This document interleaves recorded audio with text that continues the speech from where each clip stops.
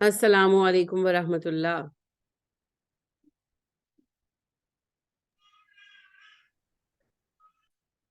جی ready ہیں quiz کے لیے؟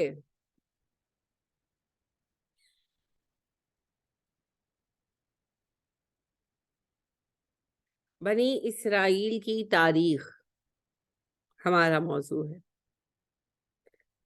پہلا سوال، بنی اسرائیل کی تاریخ کا جاننا قرآن فہمی کے لیے کیوں ضروری ہے؟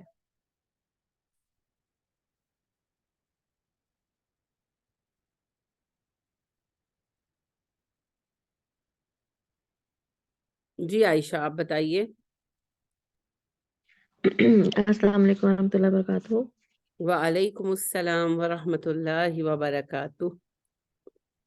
جی، تاریخ جاننا ہمارے لیے اس لیے ضروری ہے کہ ہماری اپنی تاریخ ان سے کنیکٹڈ ہے پھر، اور ہمارا فیوچر کے بارے میں بھی اس پہ ڈیپینڈ کرتا ہے کہ ہم اس سے کیا سیکھتے ہیں، پریزنٹ بھی.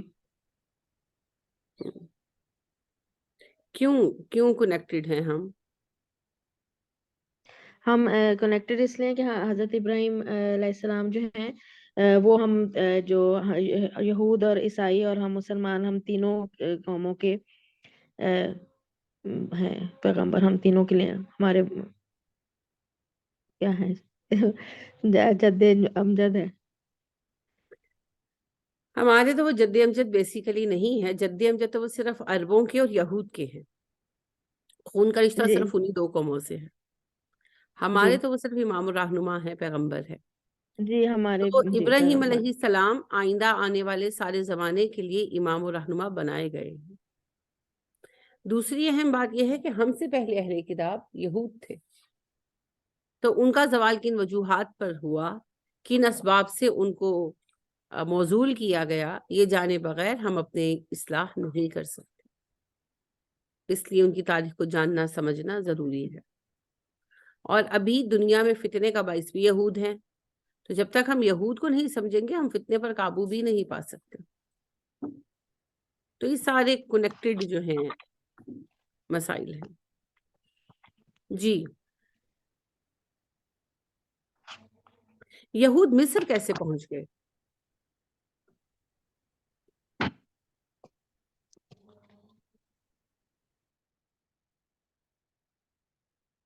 جی فت بتائیں.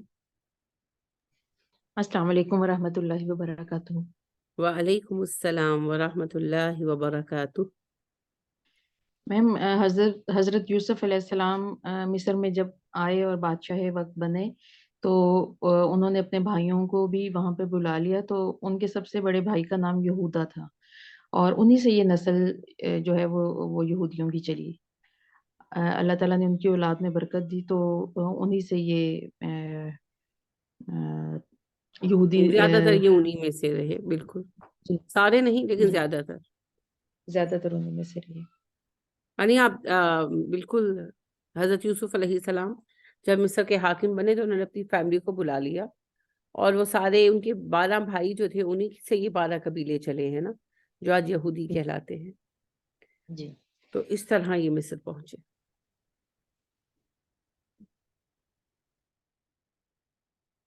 ہم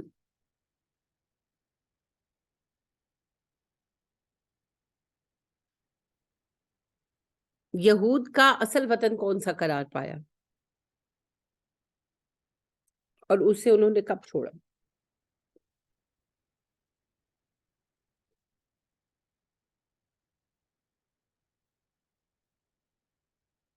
یہود کا اصل وطن کون سا قرار پایا اور اسے انہوں نے کب چھوڑا؟ جی فلسطین. پورا کریں جواب جو آپ کو صحیح لگتا ہے. یہود کا جو اصل وطن تھا وہ ہم یہود کا اصل وطن فلسطین تھا. جب وہاں پہ ان کے مطلب کہ رہنے کی جگہ مظالم ان کے پاس بہت ہی زیادہ حد سے بڑھ گئے تھے، تو انہوں نے اسے چھوڑ دیا تھا. کون سے بادشاہ مظالم کرتے تھے؟ فرعون کی جو دور میں تھے، فرعون کے دور پہ جب مطلب ان کے اوپر فلسطین پر فرعونوں کی حکومت کب تھی؟ کس عہد میں تھی؟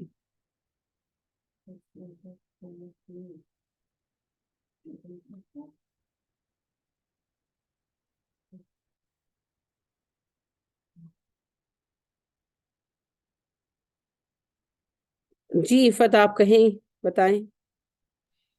جی میم، یہود کا اصل وطن مصر ہی تھا.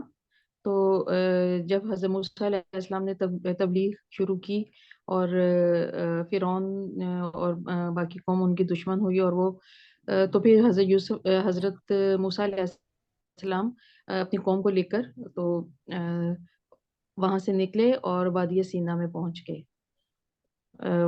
وہ بحر احمر کو کراس کیا، اللہ تعالیٰ کے حکم سے وہ پھٹ گیا، اور پھر وہ وہاں سے کراس کر کے تو وادی سینا میں پہنچ گئے.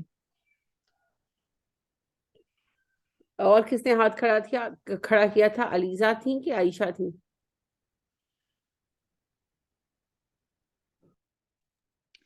جی میں نے کھڑا کیا تھا. بتائیے. یہود کا میں اصل تو وطن کون سا تھا اور وہاں سے کب اور کیوں نکلے؟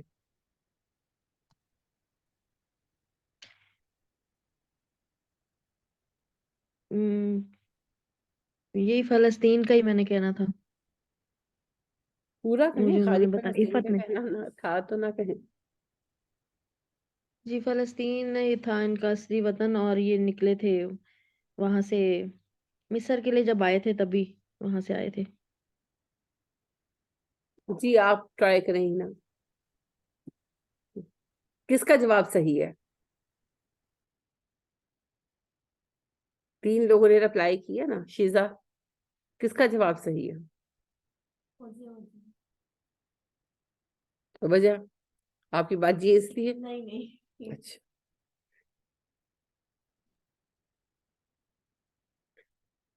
عائشہ کا جواب صحیح ہے.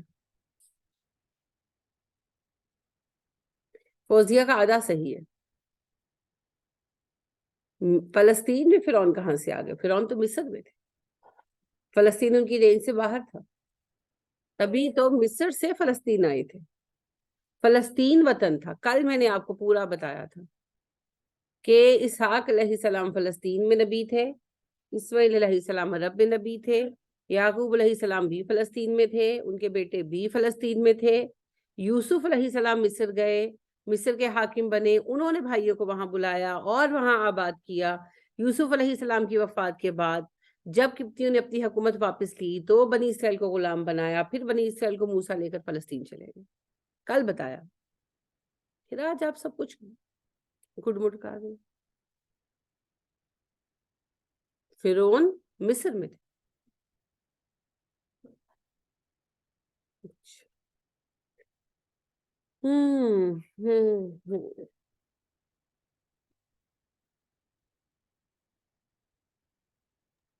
تو میں یہ پوچھنا چاہوں گی اس میں ابھی مائنڈ میں کوشچن آیا یہ بات سن کے کہ پھر وہ کہتے ہیں ابھی جب وہ کہتے ہیں کہ فلسطین اصل میں ہمارا وطن ہے، عربوں کو ہم یہاں سے نکالیں گے، تو پھر اپنے دعوے میں سچے ہو گئے وہ. اگر آج انگریز آ کر کہیں کہ بر صغیر ہمارے زیر حکومت ہے رہا ہے تو یہ ہمارا وطن ہے، تو وہ دعوے میں سچے ہو جائیں گے. جب ان کی حکومت ختم تو ان کا ملکیت کا دعویٰ بھی ختم. تو جب کوئی قوم خلافت سے کینسل کر دی جاتی ہے، موزول کر دی جاتی ہے، تو دعوے بھی ختم. ایمان لے آتے تو فلسطین کیا پوری دنیا تھی ان کی. اللہ نے انہیں ذلیل کر کے فلسطین سے نکالا. یہ بات سچ ہے کہ اللہ نے فلسطین دیا، لیکن فلسطین میں رہے کتنا عرصہ؟ 500 سال ہارڈلی. 3000 سالہ دور خلافت میں یہ صرف میکسیمم 500 سال رہ سکے ہیں فلسطین میں، خود ان کی اپنی جو ہے تاریخ اس کے مطابق. اس کے بعد یہ کک آؤٹ کر دیے گئے. اور مسلمانوں کے پاس کب سے ہے فلسطین؟ 1400 سال سے. 1442 ہجرہ میں بیٹھے آپ، عمر فاروق رضی اللہ تعالیٰ عنہ کے زمانے میں فلسطین فتح ہو گیا تھا. 1400 سال سے، بلکہ ایکچولی 1430 سال سے مسلمانوں کے پاس.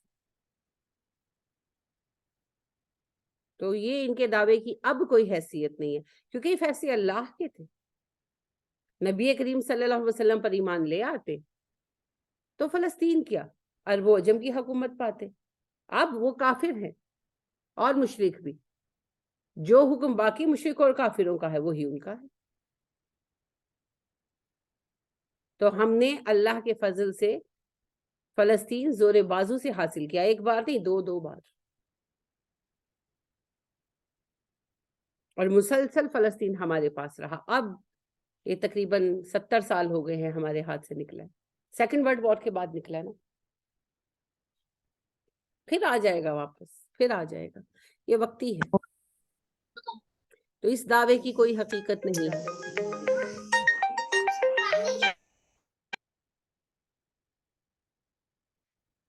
جی اچھا سوال تھا آپ کا عائشہ، کیونکہ یہود بڑا شور مچاتے ہیں کہ جی ہمیں اللہ نے دیا. توریت میں آج بھی احکام موجود ہیں اور قرآن تصدیق کرتا ہے. ہم کب انکار کرتے ہیں؟ ہم تو انکار نہیں کرتے، لیکن وہ اس عہدے سے ہی موصول کر دیے گئے جس عہدے پر فائز کر کے اللہ نے کیپٹل بنا دیا تھا ان کے لیے فلسطین کو. جیسے سعودیہ ہمارا کیپٹل ہے، ہمیشہ رہے گا. حرمین ہمارا اصل دارالخلافہ ہے، ہمیشہ رہیں گے. تو قائم رہتے دین پر، ہدایت پر، تو آخری موقع بھی گوا دیا انہوں نے. نبی کریم صلی اللہ علیہ وسلم پر ایمان لے آتے تو کامیابی پا لیتے. لہذا اللہ کی رعایتیں اور اللہ کی دی ہوئی نعمتیں ایمان سے مشروط ہیں. ایمان نہیں تو کچھ نہیں. جی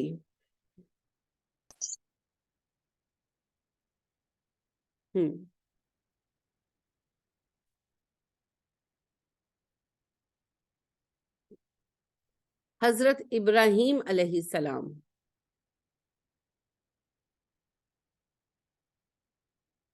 کہاں پیدا ہوئے اور ان کے وہاں کے کیا حالات رہے؟ کون بتائے گا؟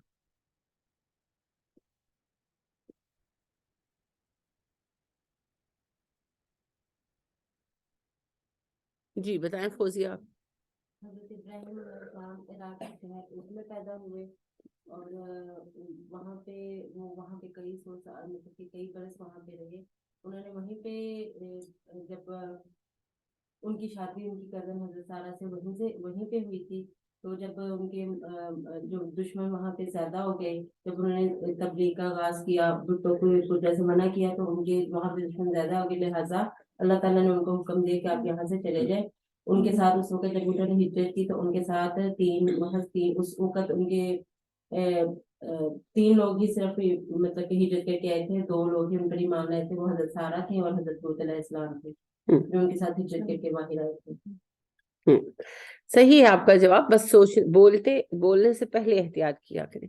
کئی 100 سال نہیں، اگرچہ آپ نے پھر ریفریز کر لیا تھا، کئی سال. ہاں جی. حضرت ابراہیم علیہ السلام کی امیڈیٹ فیملی جو تھی، آپ اس کے بارے میں کیا جانتے ہیں؟ خاندان کے بارے میں کیا جانتے ہیں؟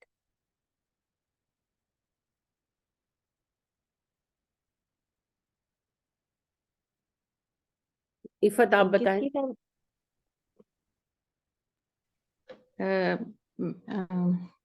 میم ان کے فادر جو تھے آزر، وہ بت پرست تھے، اور وہاں کے وہ مذہبی پیشوا بھی تھے. اور جب حضرت ابراہیم علیہ السلام نے تبلیغ کا آغاز کیا تو انہوں نے ہی یہ جو ہے ان کے لیے وہ آگ میں ڈالے جانے کی سزا تجویز کی تھی. آغاز کیا تو نہیں کی تھی، آغاز میں تو وہی سب کچھ ہوا. پہلے نوٹس نہیں لیا، مذاق اڑایا، تشدد کیا، گھر سے جی. نکالا. آخر میں جب ابراہیم علیہ السلام نے وہ بت خانے کے بت توڑے، اس جی کے بعد انہوں نے یہ ڈیسائیڈ کیا کہ ابراہیم کو زندہ چلا دیا جائے. جی. علیزہ آپ بتائیے، ابراہیم علیہ السلام کے وقت میں عر کا عراق کا حاکم کون تھا اور اس نے کیا سٹیپس لیے؟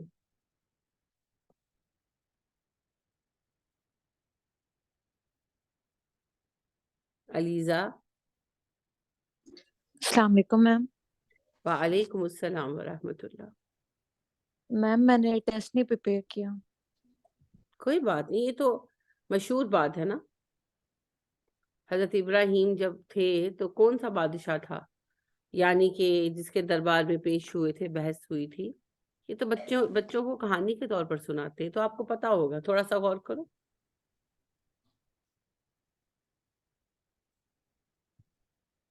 نہیں میم. ہے نا؟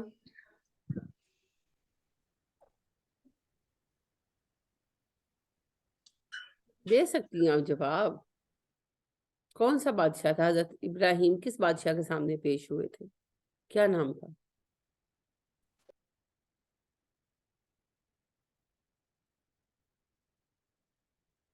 جی شیزا،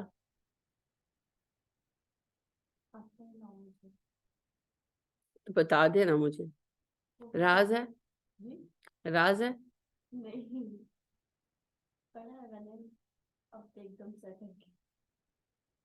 فرزین آپ بتائیے.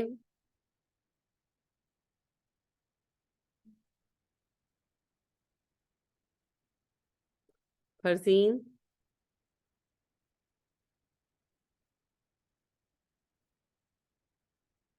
عائشہ آپ بتائیے. جی اس وقت جو بادشاہ تھا اس کا ٹائٹل نمرود تھا، اور وہ بادشاہ نمرود کہلاتے تھے. اور اس نے ابراہیم علیہ السلام کو جب یہ سزا تو ابراہیم علیہ السلام کے والد جو تھے آزر جو تھا اس نے سنائی تھی آگ میں ڈالنے کی، لیکن بادشاہ جو تھے وہ فیصلہ صادر کرتے تھے فائنل. تو جب بادشاہ کے سامنے پیش کیا گیا مقدمہ تو اس نے ابراہیم علیہ السلام کو قائل کرنے کی کوشش کی کہ جو ہے وہ مان لے بات، لیکن ابراہیم علیہ السلام نے اپنی دلیل کی کہ پیش کی کہ میرا رب جو ہے وہ سورج کو مشرق سے نکالتا ہے تو تم مغرب سے نکال کے دکھا دو اگر تم خود کو خدا کہتے ہو.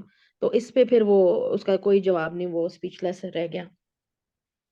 اور پھر اس نے فائنل کر دیا کہ ٹھیک ہے آگ میں ڈال دیا جائے، کیونکہ اس کے پاس کوئی جواب نہیں تھا، دلیل نہیں تھی. نمرود تھا جی، کس کو نہیں پتا؟ سب کو پتا ہے نا، ٹیلی نہیں کرتے. یعنی یہ بچوں کو کہانیوں کے طور پر مائیں بچپن سے سناتی آ رہی ہیں. فرعون کا نام، نمرود کا نام، سب کو، قارون کا نام، ہم سب کو پتا ہے. اور یہ بھی پتا یہ کون ہے، مگر یا تو اپنے علم پر یقین نہیں ہے اور یا پھر وقت پر ہمیں کنیکٹ ہونا نہیں آتا. اچھا کوئی بات نہیں، اللہ آپ لوگوں کے علم میں اضافہ کرے. لیکن جو غلطیاں نکلے نا پھر یاد کریں نا، یہ موٹی موٹی باتیں ہیں، یہ تو بہت موٹی باتیں ہیں، بیسک ان کا آپ کو آنا چاہیے.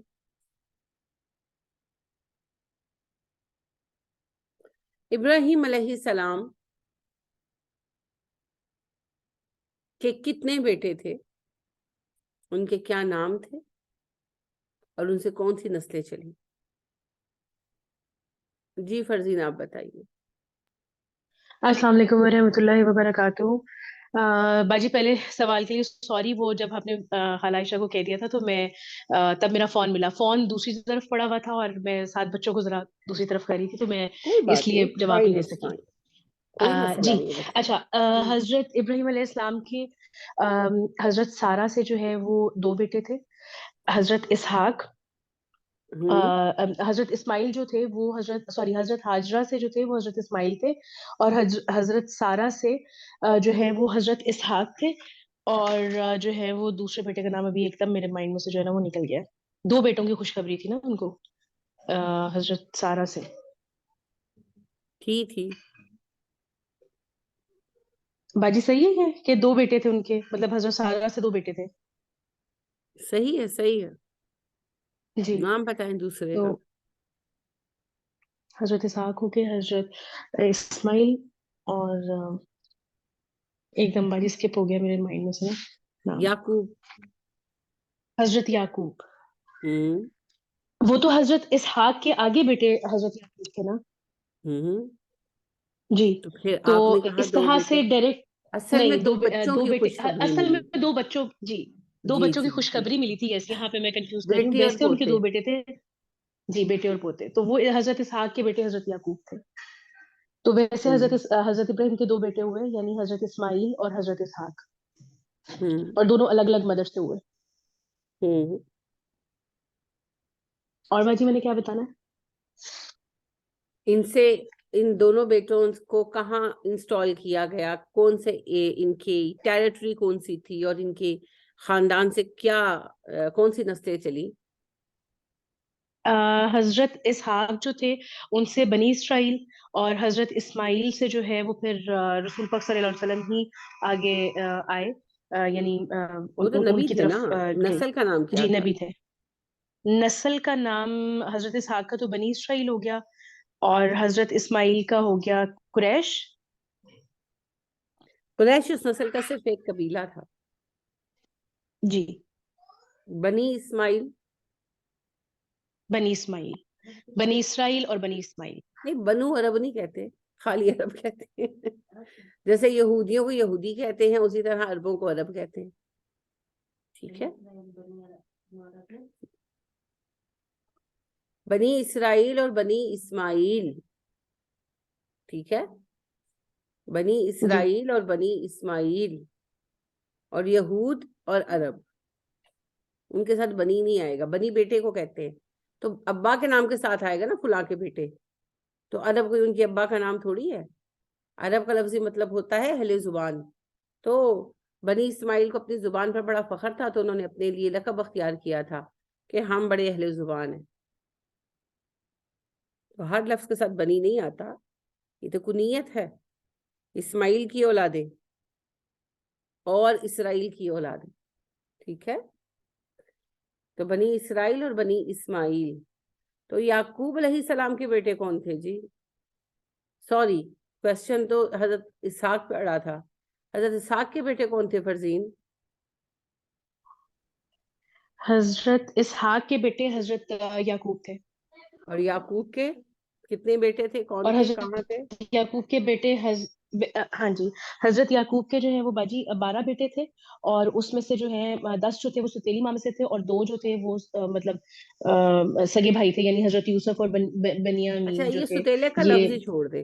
حضرت یعقوب کی 2 جی بیویاں تھیں, ایک سے 10 بیٹے تھے, ایک سے 2 بیٹے تھے. جی ٹھیک دونوں ہے, ہی ایک 2 دوسرے کے بیویاں تھی. ستیلے تھے جی ہمارے جی بالکل نزدیک. عرب میں نزدیک. ستیلے نہیں ہوتے, اخیافی بھائی ہوتے ہیں, علاقی بھائی ہوتے ہیں, شقیق ہوتے ہیں.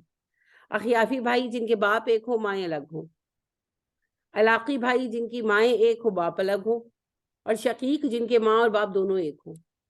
تو یہ اخیافی بھائی تھے, ان کے باپ ایک تھے یعقوب علیہ السلام, مائیں الگ تھی. مائیں تو لگتی. عربوں میں تو سگے جی ستیلے کا کوئی تصور نہیں. یہ کہانی ہم نے ہندوؤں سے سیکھی ہے انفارچونیٹلی. جی بھائی بھائی جی ہوتا ہے جی, کہاں کاواں دے پرا پراواں دے, فائنلی بھائیوں نے بھائیوں سے ہی ملنا ہوتا ہے. تو لہٰذا 9 ستیلے 9 سگے. حضرت یعقوب کی 2 بیویاں تھیں, ایک سے 10 بیٹے تھے اور ایک سے 2 بیٹے. اور ایک سے 2 بیٹے تھے, حضرت یوسف اور بنیامین جو تھے, بنیامین. اور بنیامین. اور آگے باجی ان کے بارے میں بتانا ہے پھر. بڑوں میں سے کسی کا نام آتا ہے؟ نہیں, بڑوں میں سے نہیں آتا. شیزا ٹرائی کریں. شاباش, ایک کا نام یہودا تھا. جی عفت بتائیں. میم ایک کا نام لادی تھا. ایک کا نام لادی تھا, شاباش. بنو لادی. بنو لادی وہ خاندان تھا جس کو توریت کی حفاظت کا ذمہ دیا گیا تھا. تو ایک بھائی کا نام لادی تھا, ایک کا نام یہودا تھا. بہت اچھے. جی حضرت یعقوب کہاں آباد تھے؟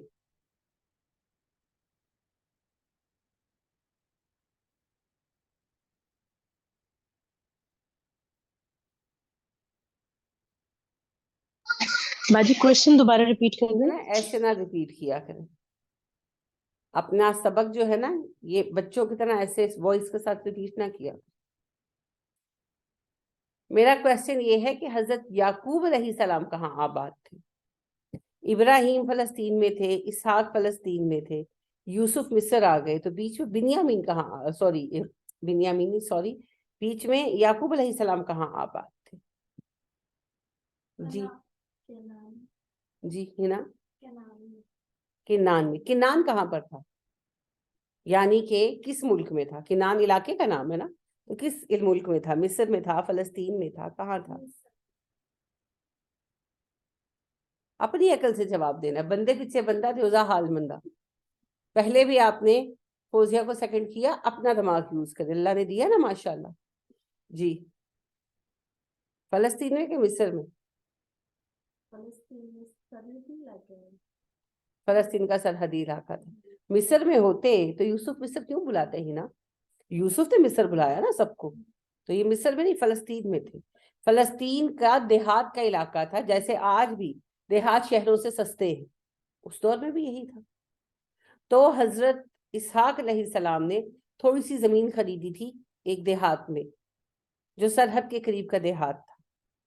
تو بعد میں حضرت یعقوب علیہ السلام نے مزید تھوڑی سی زمین خریدی اور وہیں پر شفٹ ہو گئے, اور وہاں پر چھوٹی سی چراگاہ بنا لی, جہاں ان کے بیٹے بکری جانور چرانے, بکریاں یہ جو بھی رکھا ہوا تھا وہ چرانے بھی جاتے تھے. تو وہیں پر تو یوسف کو ساتھ لے کر گئے تھے, اور پھر وہ سارا واقعہ پیش آیا تھا.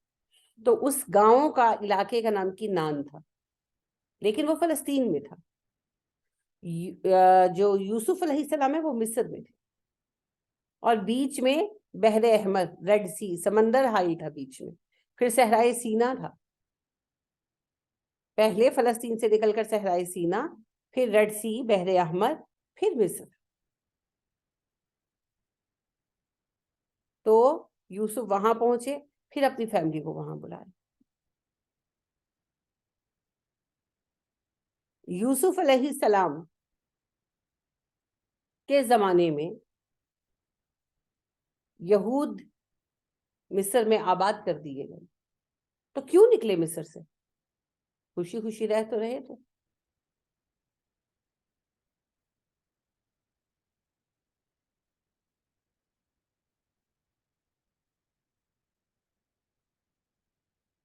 بڑا سوچ کر ہاتھ اٹھایا. جی فوزیہ. حضرت یوسف علیہ السلام کے بعد, جب حضرت یوسف علیہ السلام کے بعد وہاں پہ جو حکومتیں جو تھی وہ ڈیوائڈ ہو گئی تھی, قوم پرستانہ تحریکیں کرنا شروع ہو گئی تھی, جس سے نا وہ جو قبطیوں نے ان کو نا غلام بنی اسرائیل کو نا غلام بنانا شروع کر دیا تھا, جس سے ان کو نا کافی زیادہ مطلب کہ ان کو ہوتا تھا کہ یہ ہم پہ ظلم ہو رہا ہے. اس وجہ سے حضرت موسیٰ علیہ السلام کے بعد جو لوگ پھر حضرت موسیٰ علیہ السلام پر ایمان لے آئے تھے, وہ پھر ان کے ساتھ وہاں سے نکل گئے تھے. جی صحیح جواب دیے انہوں نے. عفت. جی میم ٹھیک ہے یہ جواب. جی عائشہ. جی یہ شروع میں تو ٹھیک بتا رہی تھی, قوم پرست تحریک ہوئی تھی اور ان کو غلام بنا لیا تھا. اینڈ والا پھر مجھے کچھ سمجھ نہیں آئی سر, انہوں نے کیا کہا. آپ کو سمجھ آئی؟ سنا نا آپ نے, جواب صحیح تھا کہ غلط؟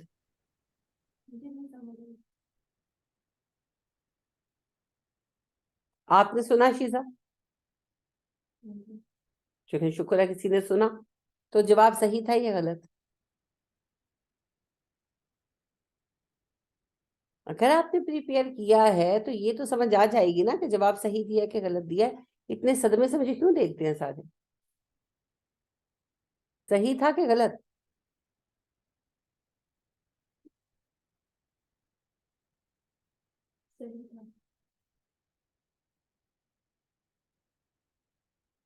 ابھی آپ نے کہا اچھا چلے فرزین آپ کچھ کہیں گی؟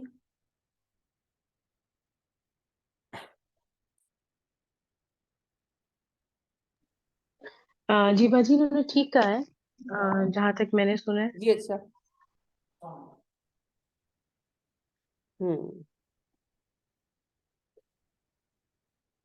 کیسے ٹھیک کہا انہوں نے؟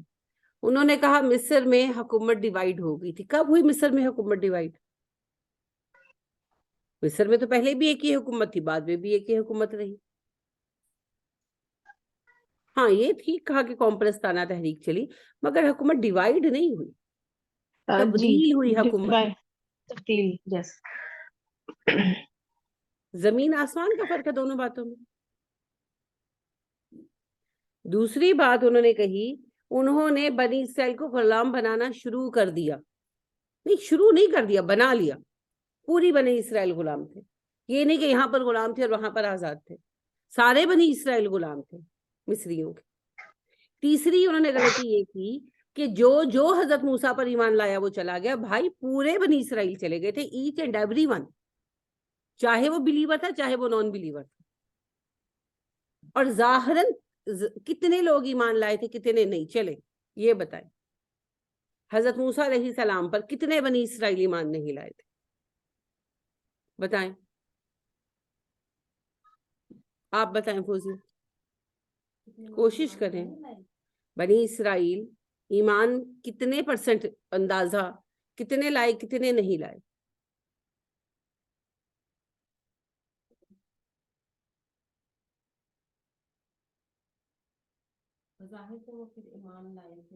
ہاں تو ہمیں ظاہر ہی کا گننا ہے, دلوں کا حساب اللہ کی طرف ہے, وہ تو نبی بھی نہیں کر سکتے. سارے بنی اسرائیل ایمان لائے تھے سوائے ایک قارون کے, جو ایمان نہیں لایا, اس نے انکار کیا اور تباہ ہو گیا وہ تبھی. ساری قوم بنی اسرائیل کی ایمان لائی تھی. بھائی آپ انہیں منافق کہہ سکتے ہیں, کافر نہیں کہہ سکتے. اور منافقوں کا معاملہ اللہ کی طرف ہے, ہمارے ہاتھ میں نہیں. ٹھیک ہے, تو سارے بنی اسرائیل ایمان لائے تھے, سارے ہی ساتھ گئے تھے, ایک بھی پیچھے نہیں رہا تھا. تو یہ نہیں کہ جو ایمان لایا وہ چلا گیا. ٹھیک ہے, تو آپ نے تھرو آؤٹ آنسر میں غلطیاں کی. اس طرح چیز بدل جاتی ہے نا, تاریخ ہے, ہسٹری ہے, بدل جاتی ہے. ٹھیک, تو صرف یاد نہیں کرنا, صحیح یاد کرنا ہے. الفاظ کا استعمال صحیح ہونا چاہیے. ٹھیک ہے, آپ تو مجھے بتا رہے ہو نا, میں آپ کی ٹیچر ہوں اور بات ہے. کل کسی اور کے سامنے بتاؤ گے تو لوگ تو فتوے لگانا شروع کر دیں گے آپ پر. لوگ تو اتنی بات پکڑتے ہیں.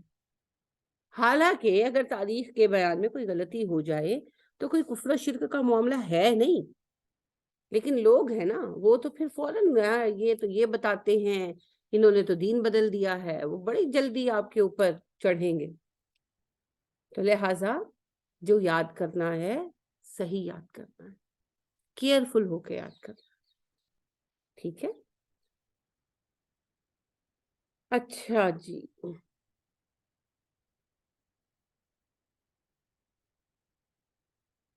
حضرت موسیٰ علیہ السلام کہاں پیدا ہوئے, کہاں رہے؟ موٹا موٹا بتائیں. جی عفت بتائیں. میم حضرت موسیٰ علیہ السلام مصر میں پیدا ہوئے, اور یہ وہ دور تھا جب کہ ان کے علاقے کے نر بچوں کو مارا جا رہا تھا. تو وہ سال تھا اس کہنا چاہیے آپ کو. جی وہ سال تھا. تو اس وقت پھر آپ کی والدہ نے اس ڈر سے کہ میرے بیٹے کو مار دیا جائے گا, انہوں نے انہیں لکڑی کے صندوق میں بند کر کے تو دریائے نیل میں بہا دیا تھا.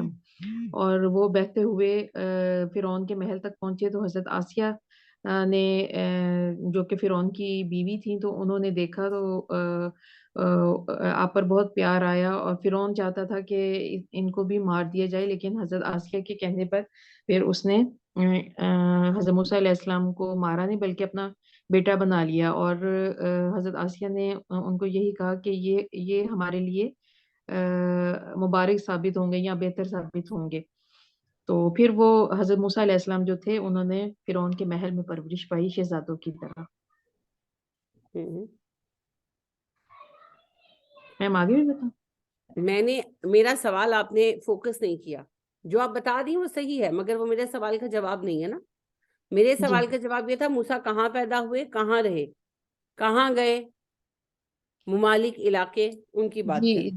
جی میم, مصر میں پیدا ہوئے, اور اس کے بعد پھر جب آپ کے ہاتھوں ایک قبطی کا قتل ہوا تو پھر آپ وہاں سے نکلے اور مدین چلے گئے. اور مدین میں پھر آپ نے شادی بھی کی اور وہاں عرصہ گزارا, کافی سال گزارے, 10-12 سال شاید. تو پھر آپ واپس جو ہے وہ مصر آئے. جی 10-12 اور سال نہیں, راستے 8-10 سال کہا کریں, 8-10 کیونکہ جو آپ کے سسر تھے انہوں نے آپ سے کہا تھا 8 سال آپ لازمن گزاریں گے, اگر آپ جی احسان کریں تو 10 سال. جی تو یا حضرت موسیٰ نے حضرت 8 سال گزارے یا 10. میں حضرت جی موسیٰ کے اخلاق سے یہ گمان رکھتی ہوں کہ انہوں نے 10 سال گزارے ہوں گے. 10 سال تو 12 گزارے نہیں ہوں گے. جی گزارے, 8 یا 10 جی سال. جی ٹھیک ہے. جی. اچھا جی. حضرت موسیٰ کی رضائی والدہ کون تھی؟ جی جی نام کیا تھا؟ حنا. بقول یہودی تاریخ کے, باقی ہمیں بھی کنفرم نہیں ہے, کسی کو بھی کنفرم نہیں ہے. اچھا, حضرت موسیٰ علیہ السلام کی اپنی ماں ہی ان کی رضائی ماں بھی تھی, کیونکہ اللہ نے دودھ حرام کر دیا تھا نا ان پر, تو پھر وہ واپس اپنی ہی امی کے پاس پہنچ گئے. ماشاءاللہ. حضرت ہارون کے بھائی اور بہن کا نام کیا تھا؟ سوری, حضرت موسیٰ کے بھائی اور بہن کا نام کیا تھا؟ شیزا.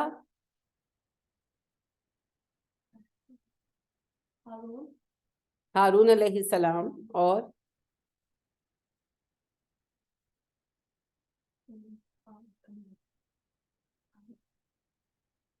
بہن کا نام مریم تھا. آتا تو ہے سورۃ الانبیاء میں, جب ان کی والدہ نے کہا تھا جاؤ نظر رکھو. اچھا جی.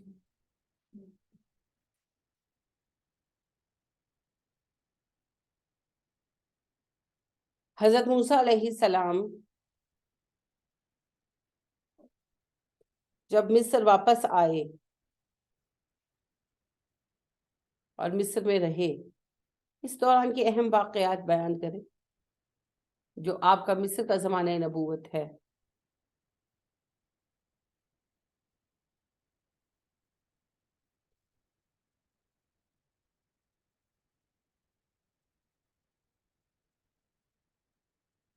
عائشہ آپ کریں کوشش.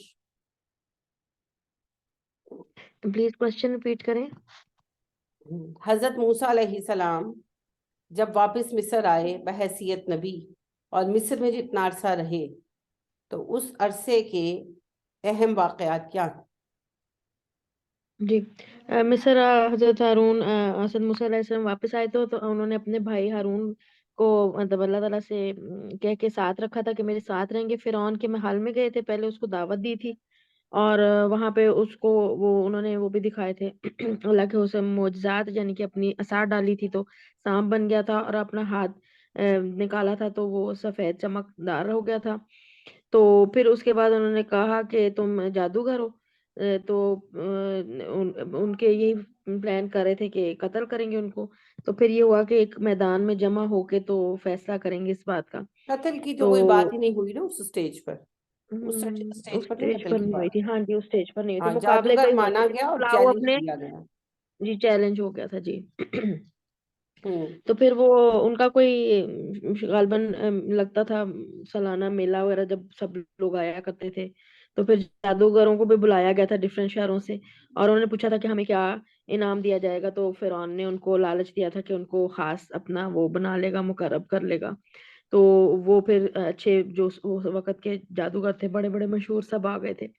تو پھر انہوں نے جب مقابلے کا وقت آیا تو حضرت موسیٰ نے ان کو کہا کہ پہلے تم ڈالو جو بھی ڈالتے. انہوں نے بھی جو بھی اپنا ڈالا تو وہ چلنے پھرنے لگ گئی چیزیں, تو لوگوں پہ بڑا اثر ہوا اس کا. لیکن اللہ کے حکم سے پھر جب حضرت موسیٰ بھی غالباً پریشان ہو گئے تھے, لیکن اللہ کے حکم سے انہوں نے سار ڈالا تو وہ ایک اژدہا بن کے سب چیزوں کو ان کی نکل گیا. اس طرح جو ہے وہ مقابلہ جو ہے وہ حضرت موسیٰ علیہ السلام جو تھے وہ جیت گئے. اور جادوگروں کو یہ پتہ چل گیا کہ ظاہر ہے وہ جادو کرتے تھے, تو ان کو پتہ چلا کہ یہ جادو نہیں ہے, یہ تو کوئی زیادہ طاقتور ہے, طاقت ہے جو ہے اس کے پیچھے. تو ان کو یہ یقین آ گیا, اللہ پہ ایمان آ گیا, تو وہ ایمان لے آئے فوراً اور سجدے میں گر گئے. اور اس پہ فرعون جو ہے اور بھی ناراض ہو گیا, اور اس نے کہا کہ ان کو میں پھر اب سزا دوں گا سولی کی. مگر انہوں نے ایمان نہیں چھوڑا, کیونکہ ان کا دل میں ایمان اللہ کے حکم سے بہت پختہ ہو گیا تھا. وہ سمجھ گئے تھے کہ یہ کوئی مطلب نقلی چیز نہیں ہے جادو کی طرح کی. تو وہ سولی چڑھا دیے گئے تھے. موسیٰ علیہ السلام پھر جو ہے وہاں پہ رہے, اس علاقے میں رہتے رہے, پھر تبلیغ کرتے رہے. لیکن میرے خیال ہے زیادہ یہ بنی اسرائیل تو اسلام لے آئے تھے, لیکن دوسرے لوگوں میں سے شاید نہیں کوئی لایا. ان کے اوپر ڈفرینٹ 7 کہ پتہ نہیں 9 ڈفرینٹ چھوٹے عذاب ان پہ بھیجے گئے تھے، جیسے ٹڈیاں، مینڈک، خون، اور قحط سالی. جی اس طرح آتا رہا کہ، اور پھر ہر دفعہ یہ کہتے تھے کہ اچھا دھوکا کرتے تھے کہ موسیٰ آپ اپنے رب سے دعا کریں کہ یہ ہم سے ٹل جائے نا تو ہم پھر ایمان لے آئیں گے ہر چیز کے بعد، لیکن پھر نہیں لاتے تھے، پھر پیچھے بڑھ جاتے تھے اپنی بات سے. حضرت موسیٰ علیہ السلام دعا کرتے تھے، چل جاتی تھی وہ چیز، ٹل جاتا تھا عذاب، لیکن یہ ایمان نہیں لاتے تھے. پھر اس کا اینڈ یہ ہوا کہ پھر اللہ کے حکم سے ہوا کہ آپ راتوں رات جو ہے اپنی قوم کو نا یہاں سے لے کے نکل جائیں. تو حضرت موسیٰ علیہ السلام نے لے کے نکلے اپنی قوم کو. تو پھر جب ان کو خبر ہوئی تو انہوں نے پیچھا کرنا شروع کیا. تو دریا سامنے دریا تھا، یہ دریائے نیل اس کو کہتے ہیں میرے خیال ہے. اور پھر جب ان کی قوم بھی ڈر گئی، ان کا پیچھے سے وہ ہمیں فوج آ رہی ہے، فرعون اور اس کی فوج پکڑنے کے لیے، مارنے کے لیے. تو موسیٰ علیہ السلام نے دعا کی کہ نہیں، پریشانی کی بات نہیں ہے، اللہ تعالیٰ جو ہیں وہ مجھے ضرور راستہ دکھائیں گے. تو پھر اللہ کے حکم سے اللہ نے کہا کہ آپ اپنا سا پانی پہ ماریں. تو پھر وہ پانی پھٹ گیا تھا اور راستہ بن گیا تھا اس میں. پھر آپ اپنی قوم کو لے کے دریا کے پار ہو گئے. اور فرعون اور فوجی آئی، انہوں نے دیکھا کہ راستہ بنا، انہوں نے کہا ہم یہاں سے پکڑ لیں گے. لیکن جب وہ سارے اتر گئے دریا کے بیچ میں تو پھر دریا اللہ کے حکم سے بند ہو گیا اور وہ سب غرق ہو گئے. اور یہ لوگ فت آپ کریکشن کر سکتی ہیں کہاں غلطی کی عائشہ نے؟ جی میم، ایک تو یہ کہ دریا نہیں تھا، وہ بحر احمر تھا، سمندر تھا. اور سیکنڈلی انہوں نے آپ نے پوچھا تھا کہ مصر میں جو تھے وہ کون سے واقعات پیش آئے تھے. تو سب جو سے پہلی عذاب بات کہ آپ کا آنسر آؤٹ آف سلیبس ہو گیا تھا. جی عائشہ میں نے ہجرت کا نہیں پوچھا، میں نے پوچھا مصر میں کیا ہوا تھا. جی جی ٹھیک ہے. آپ نے اس کو سکپ کر دیا اور ہجرت کی تفصیل سنائی. دوسری بات یہ ہے، میں نے کل بھی بتایا تھا، آج ابھی تھوڑی دیر پہلے بھی بتایا ہے کہ ہجرت دریائے نیل سے نہیں ہوئی تھی، بحر احمر سے ہوئی تھی، ریڈ سی سے ہوئی تھی. But you forgot. ایک اور بڑی غلطی ہوئی بتانے میں ہجرت کے معاملے میں. وہ کیا ہوئی فت؟ راتوں رات کی ہجرت نہیں ہوئی تھی. پورے مصر میں بنی اسرائیل موجود تھے اور ان کی آبادیاں تھیں. سب لوگ ایک رات میں نہیں پہنچ سکتے تھے. یہ پورا پلان تھا جی جس کے لیے ڈیفینیٹلی ٹائم کی پلاننگ کی گئی ہوگی، سب کو اطلاع دی ہوگی فلاں دن فلاں رات میں اتنے بجے فلاں جگہ تک پہنچنا ہے سب نے. تو سب وہاں پہنچے اور نکلے. تو اللہ نے یہ کہا کہ کسی ایک رات میں میری بندوں کو لے کر چلے جاؤ. تو وہ ایک رات میں سفر شروع ہوا تھا، مگر پلاننگ جو تھی نا وہ پراپر اس میں ٹائم لگا ہوگا. جی کیا کہہ رہی ہیں عائشہ؟ جی میرے ذہن میں یہی آ رہا تھا کہ غالباً میں نے قرآن پاک میں رات والا کوئی ورڈ پڑھا تھا، پر میں سوچی شاید میں نہیں، غلط. بالکل پڑھا تھا رات والا. اللہ نے یہ کہا کہ ایک رات میرے بندوں کو لو اور نکل جاؤ. ایک رات. تو وہ رات کو ہی ٹریولنگ شروع ہوئی. بالکل صحیح ہے. صبح جب پتا چلا ان لوگوں کو اور ہر طرف سے بنی اسرائیل غائب تھے تو یہ سمجھ بھی گئے، مگر فرعون کو کوئی جلدی نہیں تھی. فرعون نے ہر طرف اپنے لوگ بھیجے اور سارے شہروں سے زمینداروں کو آرڈر دی اور اکٹھی کی، اور 2-3 دن بعد تعاقب میں نکلا، کیونکہ اسے کوئی جلدی نہیں تھی. اسے پتا تھا کہ یہ قافلہ ہے جس میں بوڑھے بیمار لوگ بھی ہیں، بچے بھی ہیں اور پیدل ہیں، سامان بھی اٹھائے ہوئے ہیں، تو یہ سپیڈ اپ تو ہو نہیں سکتے. تو اس نے لشکر لے کر جانا تھا، آرمی لے کر جانی تھی، گھڑ سوار، تیز، طاقتور. تو اس کو پتا تھا میں پکڑ لوں گا. اور وقت اس کو ایسے ملا، یعنی موسیٰ علیہ السلام کو وقت ایسے ملا کہ انہوں نے سیدھا آسان راستہ تھا نیل کی طرف سے، انہوں نے اسے اختیار نہیں کیا، انہوں نے بحر احمر کا راستہ اختیار کیا. تو فرعون جب نکلا تو پہلے وہ دریائے نیل کی طرف گیا، پھر نہ پا کر لمبا چکر کاٹ کر پہنچا. تو مین وائل اتنے دن گزر گئے تھے، غالباً ہفتہ یا شاید 10 دن، کہ جس میں اس جو قوم موسیٰ تھی وہ عین بحر احمر کے کنارے کھڑی تھی. اور ظاہر ہے اس وقت کشتیوں وغیرہ کو ڈھونڈ رہے ہوں گے کہ پار ہو سکیں، مگر جب لشکر آ گیا تو گھبرا گئے. اور پھر اللہ نے سمندر کو حکم دیا، وہ پھٹا اور سارا معاملہ پیش آیا. تو بالکل قرآن میں ایک رات کا ذکر ہے، مگر یہ نہیں کہ اس رات میں ہی نکل جاؤ. مراد یہ تھی کہ اب ان کو اکٹھا کرو اینڈ لیو دا کنٹری. جی عفت. آپ بتائیں. اب میرا سوال وہی ہے, مصر میں کیا واقعات پیش آئے؟ مصر کے تو میم عائشہ نے بتائے ہیں کہ جس طرح انہوں نے اللہ تعالیٰ نے حکم دیا کہ فرعون جو ہے وہ نافرمان ہے اور خدائی کا دعویٰ کر رہا ہے، تو اس کو جا کے ہدایت اس کو کی تبلیغ کریں. ہاں جی، فائن, اس تبلیغ کے کو لیے گئے, تبلیغ وہ کریں. تو بتا دیا نا, جی فرسٹ ہاف تو عائشہ نے جی بتا دیا. اور جی چیلنج دیا فرعون نے, مقابلہ ہوا, جادوگر مارے گئے, جی. شہید کر دیے گئے. فائن, آگے کیا ہوا؟ آگے پھر میم حضرت موسیٰ علیہ السلام تبلیغ کرتے رہے، اور پھر وہی کہ اللہ تعالیٰ کے حکم سے پھر ہجرت کا جب حکم آیا تو پھر آپ نے بنی اسرائیل کو ہجرت کے لیے پلان کیا سب کو، اور پھر آپ نے بحر احمر کے ذریعے سے ہجرت کی وادی سینا کی طرف. جی بہت اچھے. میم جادوگروں کے آگے واقعے سے آپ لوگ ڈائریکٹ ہجرت پہ جو ہے جمپ کر رہے ہیں, بیچ کے اتنے سارے سالوں میں کچھ نہیں ہوا. جی فوزیہ.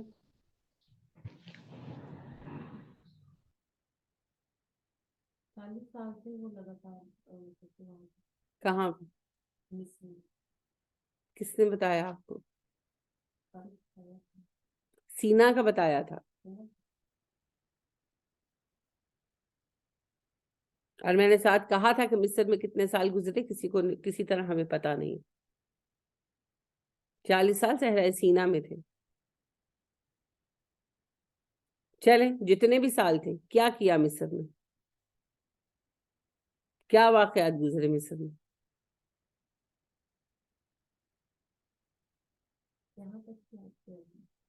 میں نے ہجرت تک کہا تھا نا, تو مصر کا زمانہ ہجرت سے پہلے کا ہے نا, تو پھر مجھے کیوں بتا دے گا یہاں تک یاد کیا وہاں تک یاد کیا.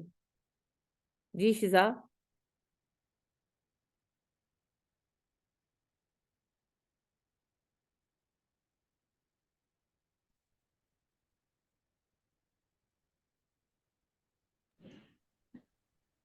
کچھ چیزوں کا تعلق نا کامن سینس کے ساتھ ہوتا ہے. جتنے بھی سال رہے فرسٹ آف آل تو تبلیغ کرتے رہے نا, کہ تبلیغ روک دی تھی, کرتے رہے تبلیغ. بنی اسرائیل کو میم آرگنائز کیا, نماز کے لیے جگہ مقرر کی, پھر عذابوں کا سلسلہ شروع ہوا قبطیوں پر, جس کا تھوڑا سا ریفرنس عائشہ نے دیا بھی ہے. سب سے پہلے قحط کا عذاب آیا پورے مصر میں, پھر سیلابوں کا عذاب آیا, ٹڈی دل کا عذاب آیا, جوؤں کا عذاب آیا, مینڈکوں کا عذاب آیا, پانی کے خون بننے کا عذاب آیا, اور یہ سارا کل میں نے بتایا تھا دوبارہ. آپ سو رہی تھی جو اتنا صدمہ آپ کو ہو رہا ہے سن کر کے میں نے کل بتایا تھا, میں نے کل بھی بتایا تھا. اور جب عذاب آتا تھا تو وہ کہتے تھے کہ موسیٰ اے جادوگر اپنے خدا سے کہہ یہ عذاب ہم سے ہٹائے, ہم ایمان لے آئیں. اور جب عذاب ٹل جاتا تھا تو ایمان نہیں لاتے تھے. ان سب کے بعد ہجرت ہوئی, یہ کئی سال ہیں بیچ میں. موسیٰ اور خضر کا واقعہ بھی تو اسی دورانیے میں پیش آیا, مصر میں پیش آیا تھا نا, کہ نہیں؟ سورہ کاف پڑھتے ہیں نا, بار بار پڑھتے ہیں. موسیٰ اور خضر علیہ السلام کا واقعہ بھی مصر ہی میں پیش آیا تھا, مصر کی زندگی ہی کا واقعہ ہے. تو یہ سب ایک لمبا زمانہ ہے, اس لمبے زمانے کے بار بار کے واقعات ہیں. حضرت موسیٰ مسلسل تبلیغ کرتے رہے, فرعون کوشش کرتا رہا, پہلے پہل نہیں بعد ازاں, کہ موسیٰ علیہ السلام کے قتل کا کوئی رستہ نکل آئے, جو نہیں نکل سکا.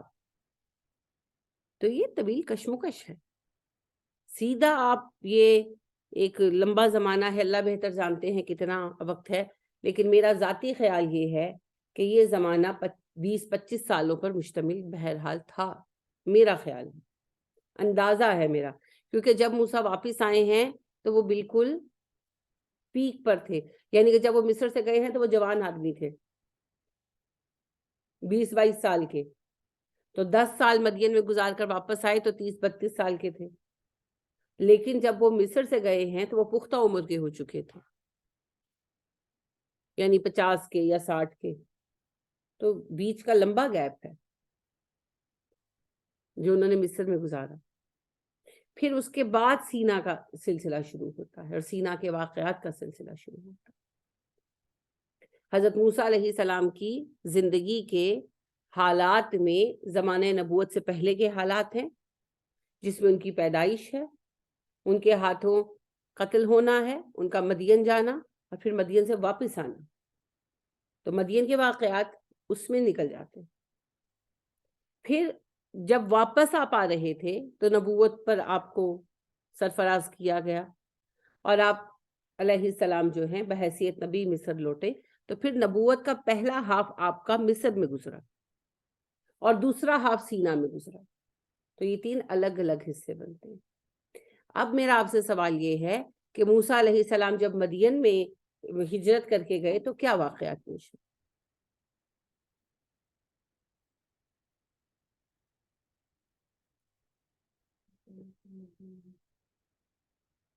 آپ نے بقرہ میں ڈیٹیل نہیں پڑھی ہے ویسے، لیکن جب موسیٰ علیہ السلام کا قصہ تھا میں نے پوری ڈیٹیل سنائی تھی آپ کو، اور ویسے بھی جانا پہچانا معروف قصہ ہے۔ جب موسیٰ علیہ السلام مصر سے مدین گئے تو کیا واقعات پیش آئے؟ جی فوزیہ کوشش کریں آپ۔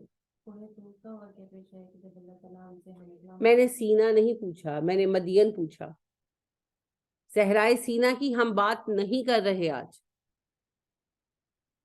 وہ صحرائے سینا جب مطلب کہ حضرت موسیٰ علیہ السلام مدین سے واپس مصر کی طرف گئے تھے تو رستے میں ان کو وہ اپنی بیوی کے ساتھ تھے، تو پہلے انہیں مدین لے کر تو جائے ہیں، آپ تو سیدھا ان کو واپس لے آئیں۔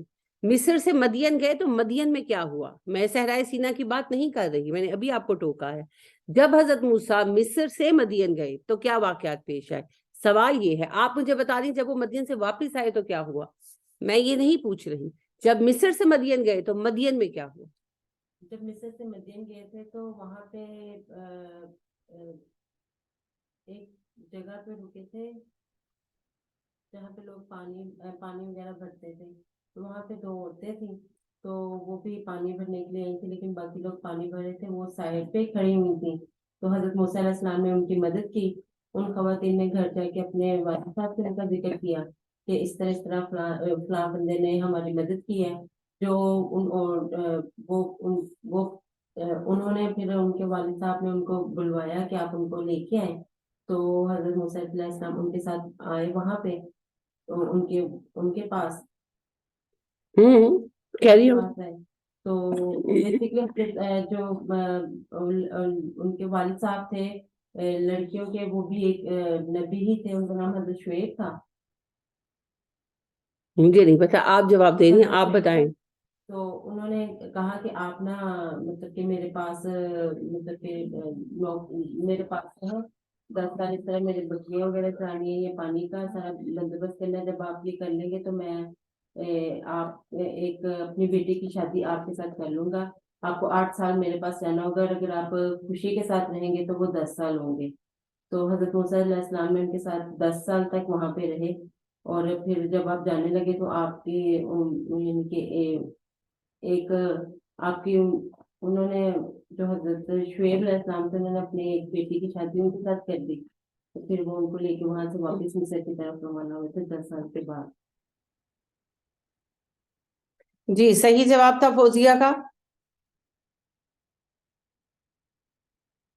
جی شزا بتائیں، جواب صحیح تھا، غلط تھا، مکس تھا، کیا تھا؟ تو صحیح کریں جہاں سے غلط تھا، کیا غلطی تھی؟ نہیں پتا؟ پتا ہے تو بتائیں۔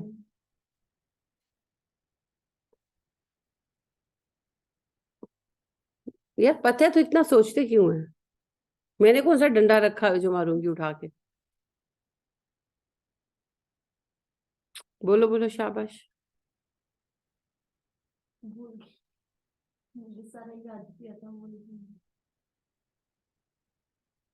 हिना, सही जवाब था, गलत था? कुछ सही कुछ गलत था, कैसा था आंसर? नो आइडिया, कोई बात नहीं, हो जाएगा इस तरह से। जी ELISA, what do you say about her answer? Ma'am ठीक था आंसर। जी आयशा? जी ठीक था आंसर। जी इफत? जी मैम ठीक था आंसर। इसका मतलब आपने में से किसी ने भी ढंग से तैयारी नहीं की ना? अच्छा चलें, आयशा आप बताएं, कब कहाँ किस वक्त मैंने ये कोट किया था कि हजरत शुएब अलैहिस्सलाम नबी थे मदियन में? जी कोट तो नहीं किया था, लेकिन ये इस तो फिर आप कैसे कह, उन्होंने कहा आप कह रही हैं सही है, जो उन्होंने कहा आप तस्दीक कर रही हैं, तो फिर कोई रीजन होनी चाहिए ना, दलील लेकर आए। हम्म,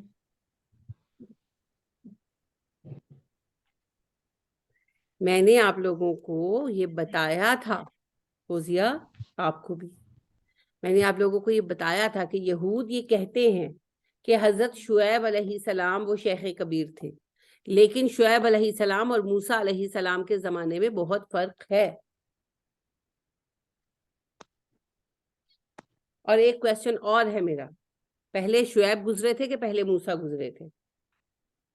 बताएं।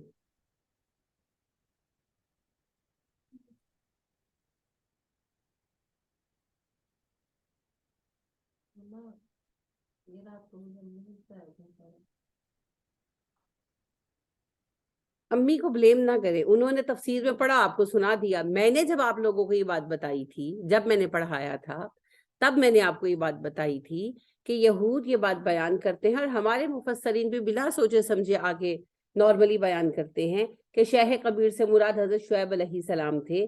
लेकिन ये बात दुरुस्त नहीं है, क्योंकि शुएब अलैहिस्सलाम और मूसा अलैहिस्सलाम में बहुत जमाने का फासला है, करीबन 600 साल का फासला है। तो जब 600 साल के जमाने की दूरी है, तो उनकी बेटी से हजरत मूसा की शादी कैसे हो सकती है?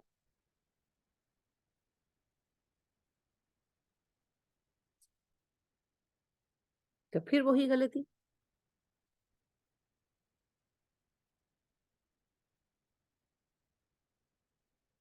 नहीं होनी चाहिए ना। और एक ने तो की, सारे सेकंड कर रहे हैं कि सही था जी, सही था जी।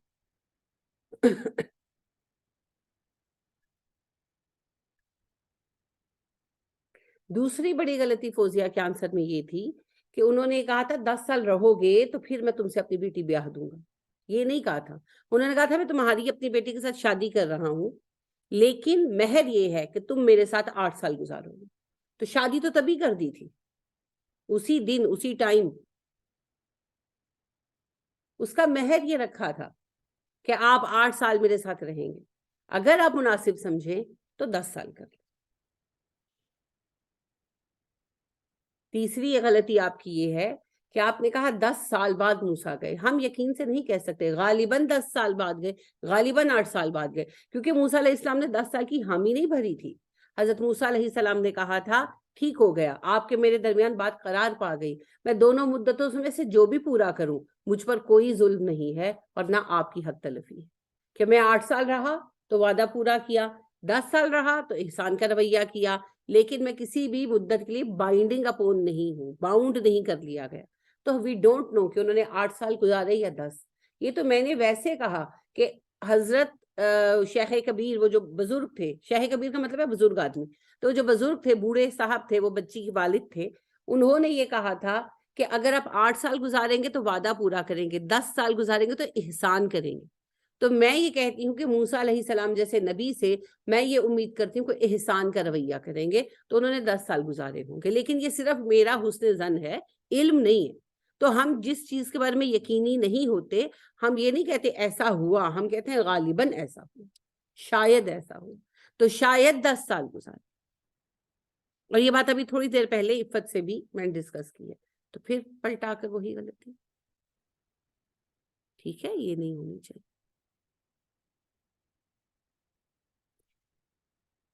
सीख क्या रहे हैं आप सीख रहे हैं टू द पॉइंट आंसर देना।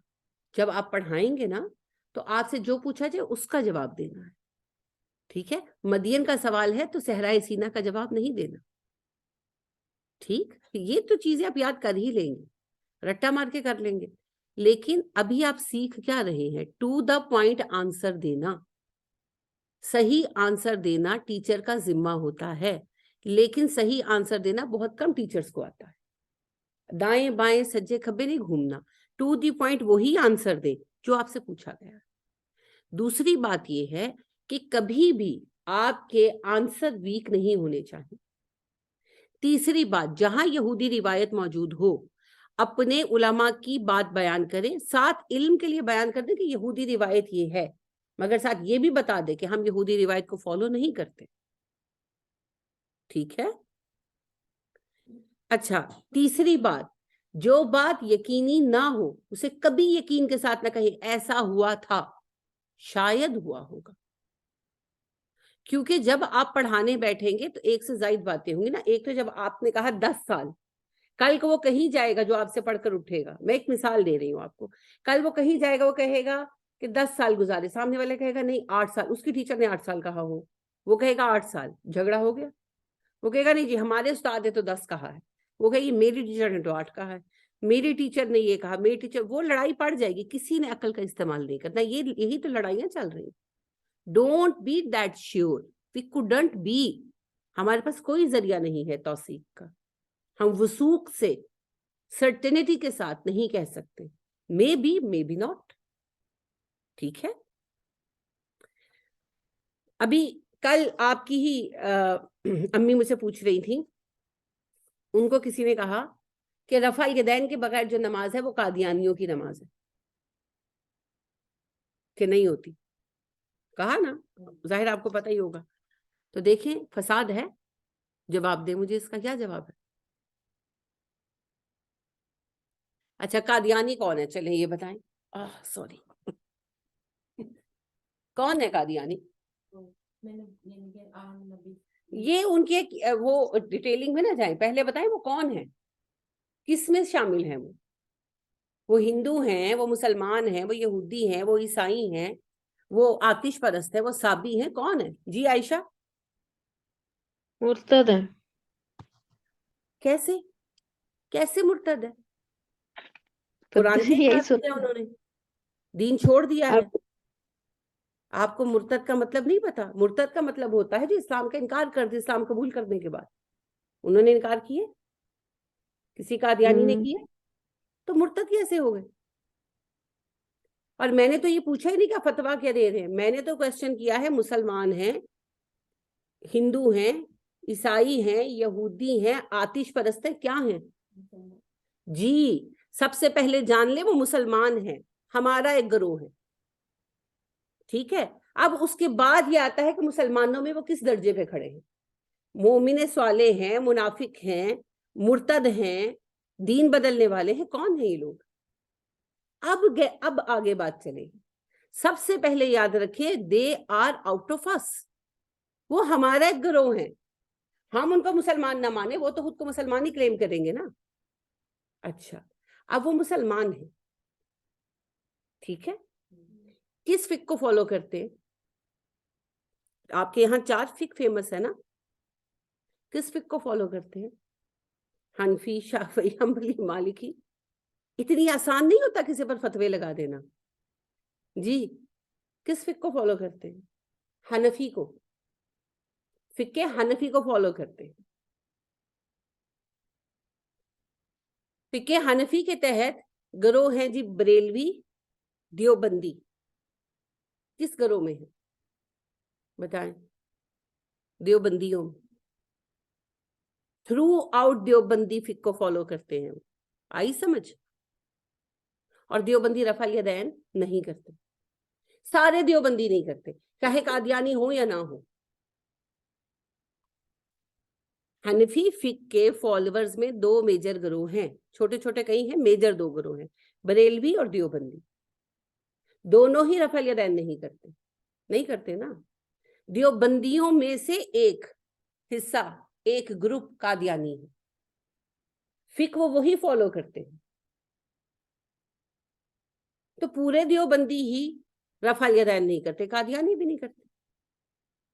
تو قادیانیوں کے ساتھ کبھی بحث اس بات پر نہیں ہوگی. جب قادیانی آپ کے پاس بیٹھ کر یہ بحث کرے کہ رفع الیدین ہے کہ نہیں، اسے کو بھیا چھوڑ دو، پہلے یہ ڈیسائیڈ کرو نبوت ختم ہوئی یا نہیں ہوئی. ہمارا تمہارا جھگڑا ختم نبوت کا ہے، رفع الیدین کا نہیں ہے. جب ہمیں یہی نہیں پتا کہ جو ہمارے پچھڑے ہوئے لوگ ہیں یا ہمارے مخالف ہیں دراصل وہ ہیں کیا، تو ہم ان کا یعنی کیسے مقابلہ کر سکتے ہیں. تو سب سے پہلی بات یاد رکھیں، ٹیکنیکلی وہ مسلمان ہی ہیں، آپ انہیں مرتد قرار نہیں دے سکتے. ٹھیک ہے، پوری دنیا میں وہ مسلمانوں ہی کا ایک گروہ مانے جاتے ہیں. پھر یہ دیکھنے والے پر ہے کہ وہ ہمیں حق پر مانے کہ انہیں حق پر مانے. بے شک وہ حق پر نہیں ہے، لیکن دیکھنے والا باہر والا، ایک یہودی، ایک عیسائی، ایک ہندو، اس کے لیے وہ ہمارا ہی ایک گروہ ہے. دوسری بات یہ ہے فقہ میں وہ حنفی فقہ کو فالو کرتے ہیں، سیکٹ میں وہ دیوبندی سیکٹ کو فالو کرتے ہیں. قادیانی تو ہم انہیں کہتے ہیں، وہ خود کو تھوڑی قادیانی کہتے ہیں. ہمارا ان کا اختلاف ایک بات پر ہے، اور وہ بات کیا ہے؟ ختم نبوت. وہ کہتے ہیں نبوت ختم ہو چکی ہے، لیکن ذیلی نبوت یا ذلی نبوت، یعنی کہ انچارج نبی نبی کریم صلی اللہ علیہ وسلم ہے، ان کے ماتحت نبی آ سکتے ہیں. غلط ہے، بالکل غلط ہے، اس میں کوئی دو رائے ہیں ہی نہیں، کوئی دو رائے نہیں. لیکن جس بندے نے رفع الیدین کے بغیر نماز پڑھی، اس کی نماز قادیانیوں جیسی نہیں ہوئی، اس کی ساری حنفیوں جیسی ہوئی. سارے حنفی جو ہیں وہ رفع الیدین نہیں کرتے، صرف اکا دکا حنفیوں کے علاوہ. تو یہ کوئی فتویٰ ہی نہیں، یہ کوئی فتویٰ نہیں. میری بات سمجھ بھی آئی ہے کہ نہیں آئی؟ نہیں آئی، اوپر سے گزر گئی. کل آپ کی امی نے یہ کہا کہ ان سے کسی نے یہ کہا کہ جب رفع الیدین کے بغیر نماز پڑھتے ہیں تو وہ نماز قادیانیوں کی نماز ہوتی ہے، اور قادیانی کافر ہیں تو ان کی طریقے سے پڑھی گئی نماز نہیں ہوتی. میں آپ سے یہ کہہ رہی ہوں کہ قادیانی حنفی فقہ کے فالوور ہیں، اور حنفیوں میں بھی دیوبندی سیکٹ میں سے ہیں، ایک ایسا گروہ جس نے پھر اپنے عقیدے کو غلام محمد کے پیچھے خراب کیا. وہ اس عقیدے کی وجہ سے کافر قرار پائے، وہ علیحدہ بحث ہے. مگر فقہ تو وہ حنفی فالو کرتے ہیں نا. تو سارا حنفی فقہ جو مسلک کے فالوور ہے جتنے بھی ہیں، بریلوی ہوں، دیوبندی ہوں، یہ سارے کے سارے ہی رفع الیدین نہیں کرتے. اگر کوئی شخص رفع الیدین نہیں کرتا تو آپ اس کی نماز کو احناف سے، حنفیوں سے مشابہ قرار دیں گے، قادیانیوں سے نہیں. قادیانی حنفیوں کا ایک بگڑا ہوا گروہ ہے. بات سمجھ آ رہی ہے اب؟ تو اس طرح لوگوں پر اٹھ کر فتوے نہیں لگائے جا سکتے. ہاں، جس سے رفع الیدین کیا اس کا اجر زیادہ ہے، جس سے رفع الیدین نہیں کیا اس کی نماز میں نقص ہے، کمی ہے، کیونکہ نبی صلی اللہ علیہ وسلم رفع الیدین کرتے تھے. لیکن اس کے بنا پر آپ کسی کو قادیانی یا قادیانیوں سے مشابہ قرار نہیں دیں گے. قادیانی اس لیے نہیں ہے کہ وہ رفع الیدین نہیں کرتے، قادیانی اس لیے ہیں کہ وہ نبوت کے سلسلے کو ابھی بھی برقرار مانتے ہیں. آپ میری بات سمجھ آ رہی ہے؟ قادیانی کافر ہیں، قادیانی غیر مسلم ہیں، قادیانی اقلیت ہیں. کیوں ہیں؟ کیونکہ وہ نبوت کے سلسلے کو جاری مانتے ہیں، اس لیے نہیں کہ وہ رفع الیدین نہیں کرتے. تو ہمارا ان کا جھگڑا رفع الیدین کا نہیں ہے، ہمارا ان کا جھگڑا ختم نبوت کا ہے. سمجھ آئی یہ بات؟ آپ سمجھ آئی؟ کلیئر ہوئی؟ تو اگر کوئی رفع الیدین نہیں کرتا تو وہ احناف کو فالو کرتا ہے بھائی، حنفیوں کو، حنفی عالموں کو فالو کرتا ہے. سیدھا قادیانیوں کو ہی نہیں کر دیتا کہ ایک مسلمان کو رفع الیدین کے بنا پر آپ قادیانی قرار دے دیں. نہیں، قادیانی صرف وہ ہے جو ختم نبوت کو نہیں مانتا. رفع الیدین نہ کرنا کسی کو قادیانی نہیں بناتا. اگرچہ رفع الیدین نبی صلی اللہ علیہ وسلم کی مستقل سنت ہے، اس کے باوجود جو رفع الیدین نہیں کرتا وہ قادیانی نہیں ہو جائے گا. قادیانی صرف وہ ہے جو ختم نبوت کو نہیں مانتا، کیونکہ کسی کا قادیانی قرار پانا دراصل اس کا غیر مسلم قرار پانا ہے. تو یہ اتنی چھوٹی بات نہیں کہ اٹھ کر ہم ایسے ہی فتویٰ لگا دیں. تو اب بات کہاں سے سٹارٹ ہوئی؟ بات یہاں سے سٹارٹ ہوئی کہ کہیں سے ان صاحب نے سنا تو سوال کیا نا. کسی نے آدھا ادھورا فتویٰ لگایا ہے تو وہ بندہ بات لے کر ہے. مجھے نہیں پتا کون لے کر ہے، میں نے پوچھا نہیں آپ کی امی سے. تو کہیں نہ کہیں سے آدھی ادھوری بات ملی ہے نا. تو کبھی بھی بینگ اے ٹیچر آدھی ادھوری بات نہیں کرنی. نہ پتا ہو انہیں کہیں میں دیکھ کر بتاؤں گی. ٹھیک ہے جی. عائشہ آپ کچھ پوچھنا چاہ رہی ہیں یا کہنا چاہ رہی ہیں؟ میں پوچھنا چاہ رہی تھی یہ کہ پھر ہم یہاں پہ عام طور پہ ہم پاکستان میں یہی سنتے ہیں کہ ان کو اسلام سے مشترکہ یعنی کہ جو بھی ہیں سارے انہوں نے فتویٰ دے کے اسکالرس نے نکال دیا کیونکہ یہ صرف کہتے ہیں اقلیت کہ قرار پا آپ چکی ہیں. یہ آپ بالکل صحیح صحیح کہتے ہے. ہیں ختم نبوت کا مسئلہ تو ہے وہ تو بیسک تو یہی ہے یعنی مین جو بات ان کی جاتی ہے وہ یہی ہے لیکن کہتے ہیں کہ یہ سنا ہے میں نے کہ قرآن پاک میں بھی انہوں نے تبدیلیاں کی ہوئی ہیں. اب یہ نہیں پتا ترجمے میں کی ہوئی ہیں کیونکہ ویسے تو ظاہر چینج نہیں ہو سکتا قرآن پاک. نہیں نہ نہیں میں انہوں نے نے دیکھا ہے ویسے ان میں سے تبدیلی کسی کا کوئی پکڑ نہیں کے. کی. آپ دیکھیں کہ اللہ کچھ سبحانہ و تعالیٰ مائنس بیان تبدیلی فرماتے ہیں نا کہ آخری نبی آئیں گے جن کا نام محمد ہوگا, احمد ہوگا, سوری, نسمہ احمد. حضرت عیسیٰ کی زبان سے ہی خوشخبری سنوائی گئی ہے. تو عیسیٰ علیہ السلام کہتے ہیں ابھی تمہارے درمیان وہ آخری نبی آئیں گے جن کا نام احمد ہوگا. تو یہ احمد سے مراد غلام احمد قادیانی نکالتے ہیں. یہ کہتے ہیں وہ احمد جو ہیں وہ ہمارے غلام احمد قادیانی ہیں. انا للہ و انا الیہ راجعون. یہ تشریح چینج کرتے ہیں یہاں پر. باقی ویسے قرآن کے ٹیکسٹ میں کوئی چینج انہوں نے نہیں کیا. ثبوت اس کا کوئی جی نہیں. اور جو اسمبلیوں میں بھی ہے اور جو ہمارے ظاہر ہے پھر پاکستان کی لاء میں ہے کہ ان کو الگ سے لکھا جاتا ہے اسلام کے یعنی کہ یہ ابھی پچھلے بھی عرصے پہلے یہ بہت لڑائی ہوئی تھی نا کہ ان کے جو خانے میں اسلام کا ان کو لکھنے کی اجازت نہیں دینی ایز اے ریلیجن. ان کو اقلیت نان ہے نا, مسلم میں اقلیت ہے. یہ اپنے آپ کو مسلم نہیں لکھ سکتے, یہ اپنا دین اسلام نہیں قادیانیت لکھنے کے پابند ہیں, اور یہ پاکستان کی کوئی کی پوسٹ نہیں لے سکتے, اور قرآن کی پرنٹنگ وغیرہ کی ان کو اجازت نہیں ہے. بالکل صحیح ہے, کیونکہ ختم نبوت کے اختلاف کی بنا پر ہم نے ان کو اقلیت قرار دیا. تو جو ختم نبوت کا اختلاف ختم کر لے, ان میں سے پلٹ آئے, وہ ہمارا بھائی ہے.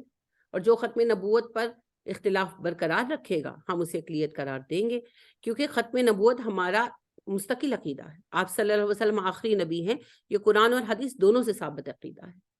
تو ان کو اقلیت قرار دیا گیا ختم نبوت کی وجہ سے, اور کسی وجہ سے نہیں, کیونکہ فقہی مسئلہ تو ان کے ساتھ تھا ہی نہیں. فقہی مسئلہ نہیں ہے, عقیدے کا مسئلہ ہے.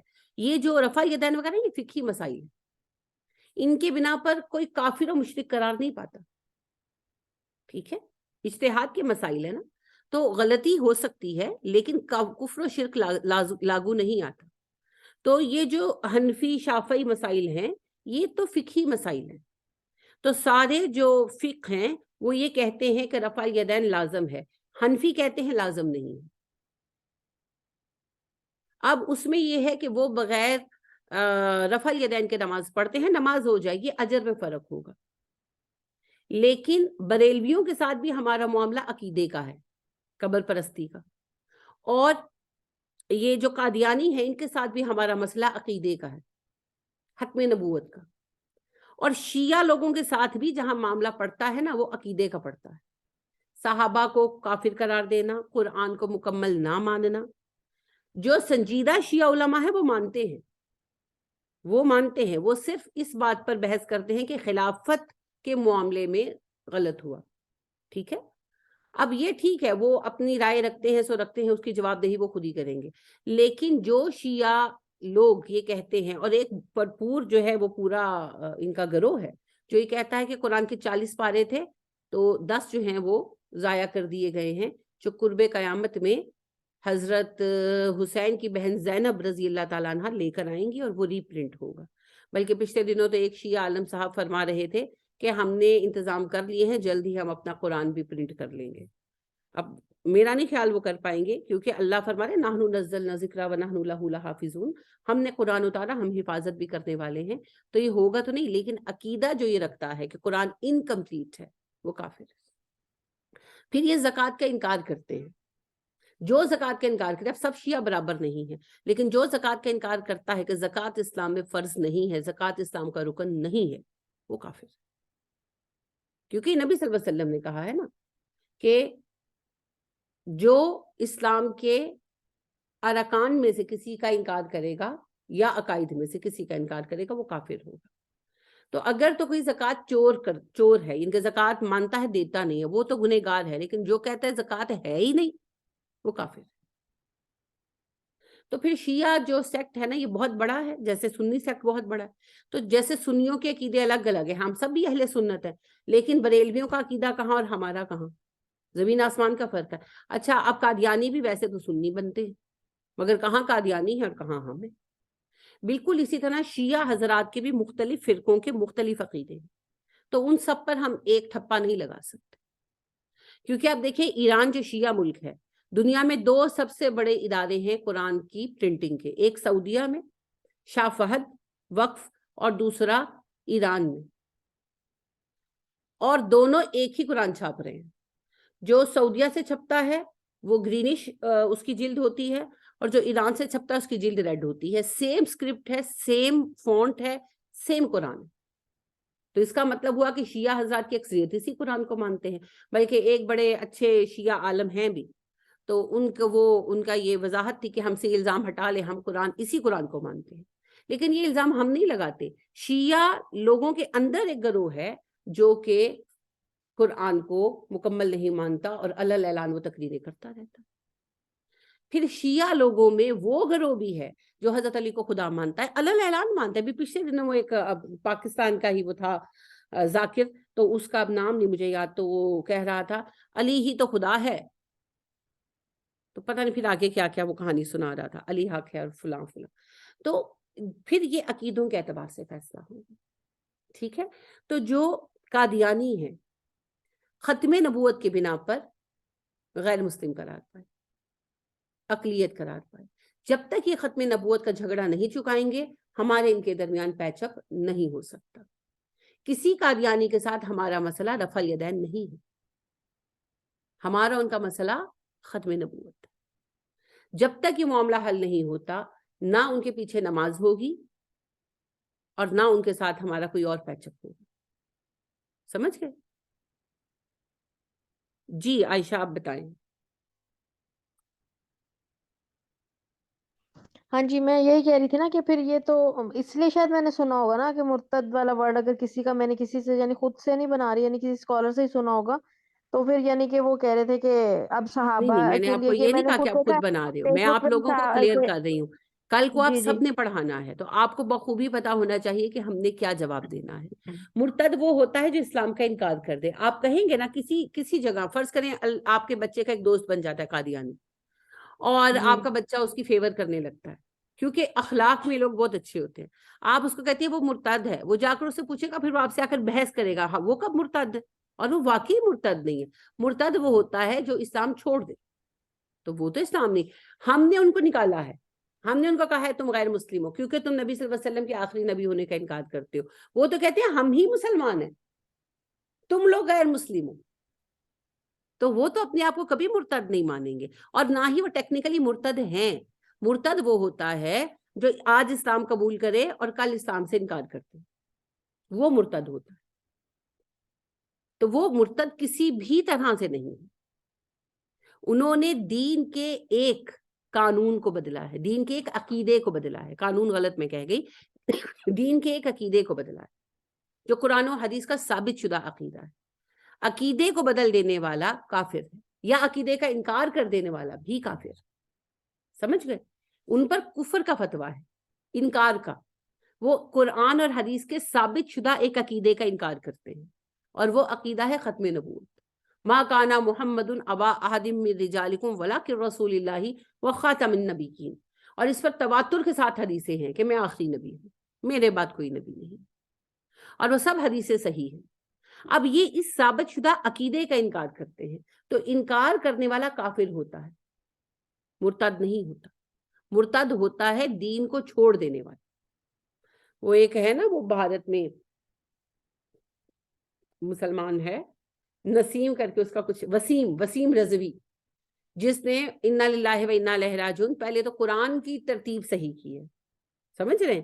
قرآن کی سورتوں کی ترتیب جناب علی نے صحیح فرمائی ہے، اور اس کے بعد اس میں سے 22 آیتیں ڈیڈکٹ کی ہیں، اور وہ کہتے ہیں یہ 22 آیتیں فساد کی جڑ ہے. معاذ اللہ ثم معاذ اللہ، نقل کفر نباشد وہ کہتا ہے کہ یہ 22 آیتیں فساد کی جڑ ہیں. جتنا ٹیررزم دنیا میں ہے ان 22 آیتوں کی وجہ سے وہ میں نے نکال دیا. میں نے نہیں دیکھا کہ اس بدبخت نے کون سی 22 آیتوں کو لے کر بحث کی ہے، کیونکہ بات ہی وہ بیکار کر رہا ہے.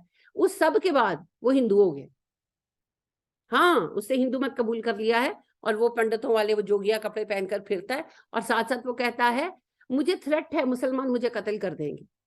مسلمانوں نے منہ بھی نہیں لگایا الحمدللہ. تو وہ بڑا ڈرامہ کرتا پھر رہا ہے. یہ ہے مرتد، جس نے مسلمان ہوتے ہوئے اسلام کو چھوڑا اور کوئی اور دین قبول کر لیا، وہ ہے مرتد. قادیانیوں کا مسئلہ کفر ہے. وہ ایک عقیدے کا انکار کر رہے ہیں اور کہتے ہیں کہ ہم تو مسلمان ہیں. ہم کہتے ہیں اس عقیدے کے انکار کی وجہ سے تم کافر ہو گئے ہو. جب تک وہ اس عقیدے کو قبول نہیں کرو گے تو مسلمان قرار نہیں پا سکتے. سمجھ گئے؟ تو وہ مرتد کہلا نہیں سکتے. ہو سکتا ہے آپ صحیح کہہ رہے ہو، لوگ جو ہے نا جوش بیان میں بڑا بڑا کچھ کہتے ہیں اور بڑے بڑے لفظ استعمال کرتے ہیں، تو یہ نہیں کرنے چاہیے. وجہ یہ ہے کہ بچے کنفیوز ہو جاتے ہیں، پھر بعد میں وہ کسی بھی قادیانی سے ملیں گے. اب قادیانی سی وہی میں نے کہا نا دوستیاں ہو جاتی ہیں کالجوں میں، یونیورسٹیز میں. اب وہ کہے گا تم مرتد ہو، وہ اس کو دلیل دے گا. مرتد ہوتا ہے جس نے دین چھوڑ دیا. کیا میں نے دین چھوڑ دیا؟ کیا میں اللہ کو نہیں مانتا؟ کیا میں نبی صلی اللہ علیہ وسلم کو نبی نہیں مانتا؟ وہ تو نبی مانتے ہیں، وہ محبت بھی کرتے ہیں. ایسا نہیں ہے، کلمہ بھی نبی صلی اللہ علیہ وسلم کا پڑھتے. صرف وہ یہ بحث کرتے ہیں کہ نبوت ختم نہیں ہوئی، آپ آخری بیسک نبی ہیں. اب آپ کی ذلی نبوت، ذلی نبوت کیا ہوتا ہے؟ کسی کا نمائندہ بن کے رہنا.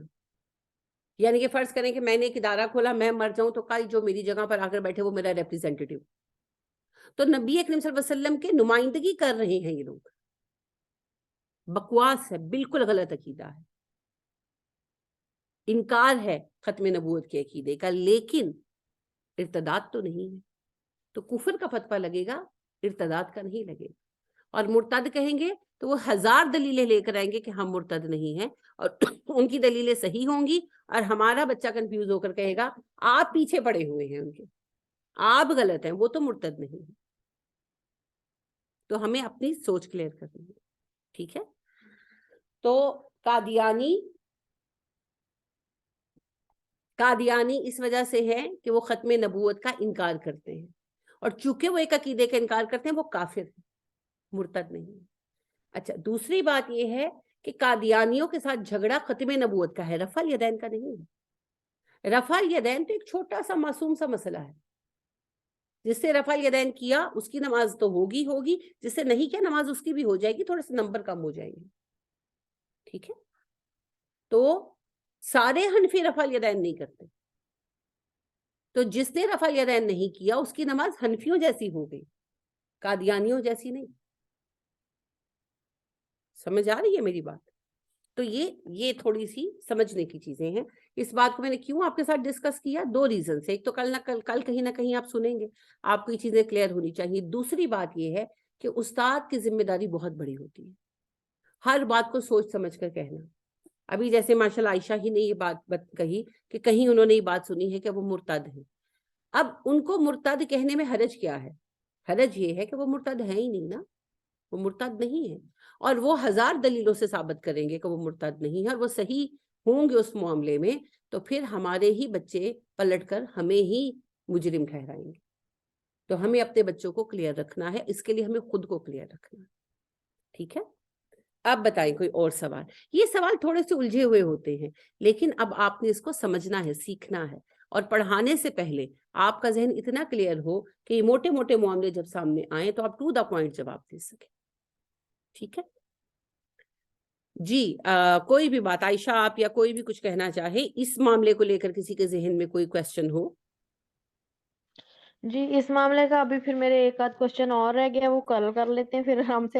اور دوسرا یہ کہ میں یہ کہنا چاہ رہی تھی کہ جو ہم نے ابھی ارینجنگ آرڈر ابھی تک جتنا پڑھا ہے نا، یعنی دریا پار جانے تک، یعنی دریا تک چلے جاتے ہیں. اور اس میں ابھی یعنی کہ وہ آئے تھے نا، یعنی جو بھائی آپ نے کوشچن کیا تھا جو پھر صحیح میرا کمپلیٹ نہیں تھا، کہ کیا کیا ہوا تھا حضرت موسیٰ علیہ السلام جب مدین سے واپس گئے ادھر، تو کیا کیا ہوا. اس میں یہ سارے جو ہیں ڈفرینٹ قسم کے جو عذاب آئے تھے چھوٹے، ان کی بھی رینجنگ آرڈر ٹھیک کر لیتے ہیں، اور سارا ایک دفعہ پھر سے لائن اپ کر لیتے ہیں. ابھی ہم سب کی غلطیاں رہ گئی ہیں اس میں، کوئی یعنی ابھی مسئلہ بھی نہیں، یہ موضوع لائن بھی اپ چلے نہیں گا ہے. جی. جی تاریخ بنی اسرائیل جو ہے یہ ایک پراپر موضوع ہے اور اس کو سمجھنا بہت ضروری ہے. اور یہ قرآن میں چونکہ مختلف جگہوں پر بیان ہوا ہے اس وجہ سے ابھی آپ کو ایک دم سے سب کلیئر نہیں ہو رہا. ایک دفعہ آپ اس کو کوئز کی شکل میں کر لیں, اس کے بعد پھر اس کی ڈیٹیلڈ جو ہے ایک لیکچر میں آپ کو دوں گی جس میں سارے پوائنٹس آپ کو کلیئر کروں گی. ٹھیک ہے, پھر آپ اس کی اسائنمنٹ بنائیں. ٹھیک ہو گیا. جب ٹھیک ہے تک یہ کیونکہ میں نے حدود نا کو وہ نہیں آپ کو سمجھیں پتا ہے گے میں نے ہم وہ اپنے بک سے مسئلوں پڑھا سے نا. نہیں نکلیں گے. جی عائشہ, جی بک سے میں پڑھ رہی تھی نا, آپ کو پتا ہے میں نے ابھی پڑھا بھی حضرت موسیٰ علیہ السلام کا سارا, لیکن پھر وہی بات ہے وہاں پہ پھر یہی نام بھی حضرت شعیب والا یوز ہوتا ہے, پھر اس میں یعنی جو ساری یہ قصص چھوٹی چھوٹی الانبیاء غلطیاں قصص النبیین سے پڑھیں. نیل والا یہ بھی جگہ پھر کتابوں میں ملتا ہے, وہ پھر پھنس گیا نا ہمارے دماغ میں, پھر وہ نام وہی منہ پہ آ جاتا ہے بار بار.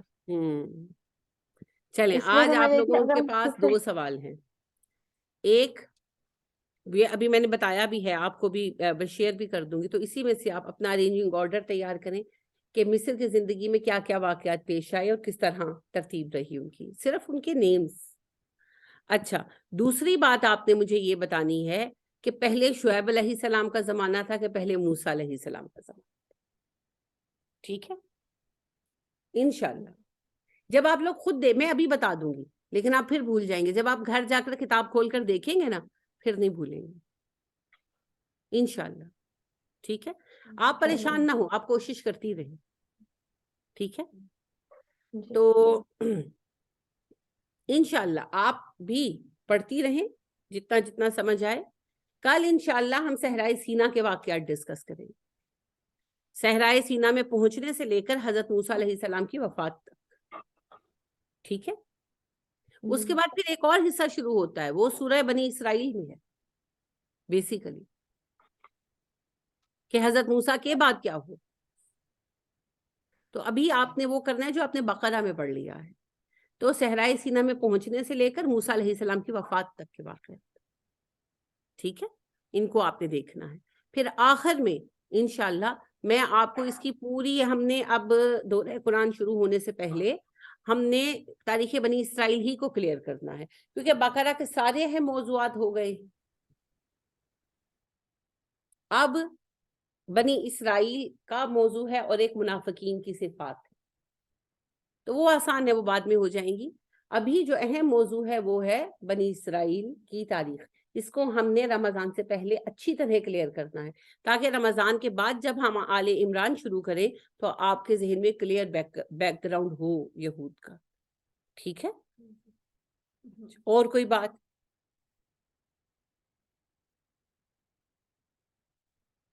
چلیے پھر انشاءاللہ جو بھی آپ کا سوال ہے اس کو لکھ لیجئے گا عائشہ.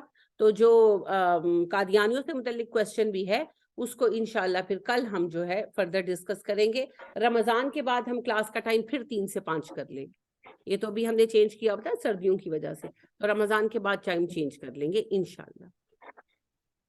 جی انشاءاللہ.